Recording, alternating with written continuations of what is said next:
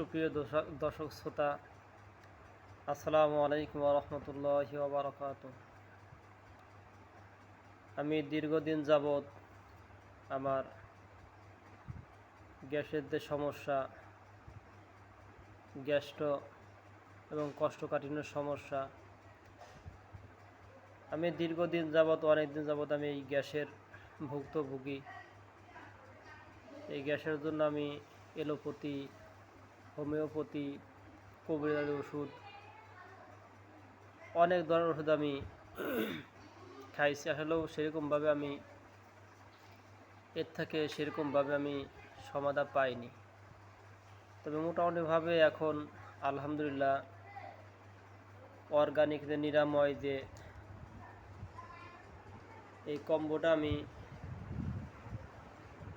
সীমিত কিছুদিন আর কি আমি এটা শুরু করছি।